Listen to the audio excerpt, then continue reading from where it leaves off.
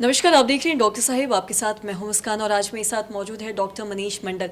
दर्शकों, आपको बता दें कि आईजीएमएस के मेडिकल सुपरिटेंडेंट है और साथ ही साथ ये हेड ऑफ गैस्ट्रो सर्जन है। सर नमस्कार, बहुत बहुत स्वागत है आपका। सर, बहुत सारे लोगों की ये समस्या है, हमें एक मेल भी आया था जिनकी ये समस्या थी कि उन्हें बार बार अगर वो कोई चीज़ खाते हैं तो उन्हें वॉमिटिंग हो जाता है या फिर वॉमिटिंग जैसा फील होता है। तो मैं आपसे जानना चाहूँगी, क्या ये किसी बीमारी का लक्षण है?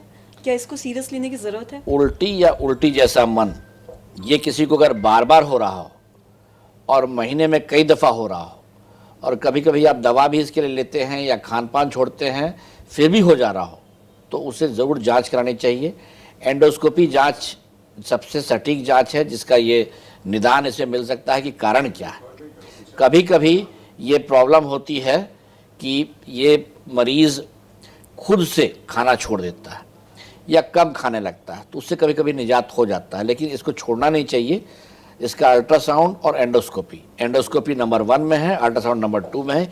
ये दोनों जांच होनी चाहिए ताकि इसका कारण पता चल सके और जब कारण पता चले तो निदान हो सके।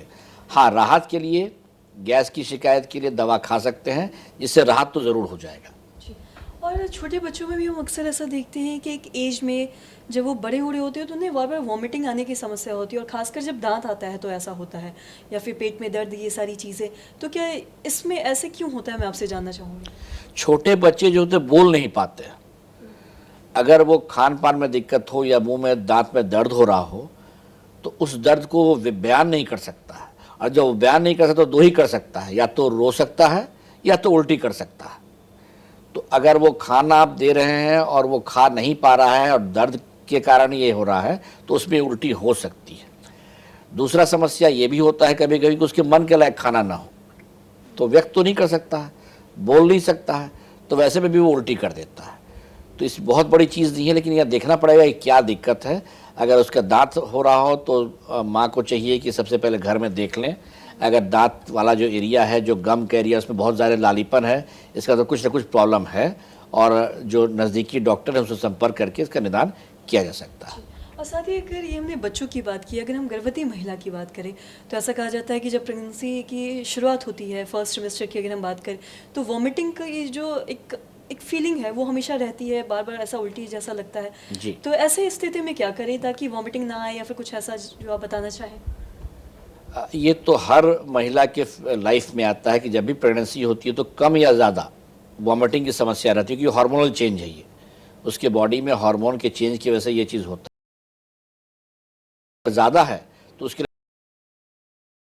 लिए दिया जाता है।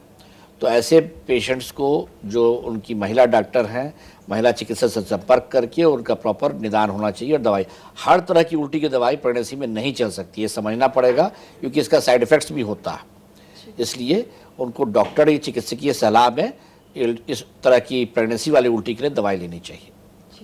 और साथ ही सर, अक्सर ऐसा देखते हैं कि जब भी हम किसी डॉक्टर के पास, डॉक्टर नहीं, अगर हम किसी दुकान में ऐसे चले जाते हैं डॉक्टर की, हमें वॉमिटिंग की समस्या आ रही है, तो जनरली वो लोग ऑन्डम सजेस्ट करते हैं। तो बार बार ऑन्डम खाते रहना और वॉमिटिंग से ऐसे करना, तो ये सारी चीज़ें ठीक है या नहीं, मैं आपसे जानना चाहूँगी। मैंने आपको पहले ही बताया कि चिकित्सीय सलाह बहुत ज़रूरी है। अनावश्यक कोई दवा न लें। प्रेगनेंसी में खासकर अगर आपको उल्टियाँ हो रही हैं तो बिना चिकित्सकीय सलाह के दवा न लें, क्योंकि बहुत बार होता है कि जो दवा ले रहे हैं वो बच्चे पे भी असर करता है, और अगर बच्चा पेट में है तो बोल तो नहीं सकता हो, और जब तक असर उसको पता चलेगा तब तक ऑलरेडी प्रेगनेंसी से बच्चा बाहर आ गया होगा और दिक्कत बढ़ सकती है। जैसे चिकित्सकीय सलाह में ही उनको इसकी दवा लेनी चाहिए। सर, बहुत बहुत शुक्रिया तमाम जानकारी देने के लिए। तो आशा करते हैं दर्शकों कि आप भी समझ पाए होंगे कि अगर आपको भी वॉमिटिंग आने की समस्या है या फिर ऐसा लग रहा है कि आपको वॉमिटिंग होता है बार बार, तो ऐसी स्थिति में क्या कुछ करना है और किस बीमारी का ये लक्षण हो सकता है। तो आशा करते हैं दर्शकों की जो तमाम जानकारी है आपके लिए लाभदायक रही है। तो आज के इस वीडियो में इतना ही। अगर आपने अब तक हमारे चैनल को सब्सक्राइब नहीं किया तो तुरंत कर ले, साथ ही हमारे फेसबुक पेज को लाइक करें। वीडियो देखने के लिए आपका धन्यवाद।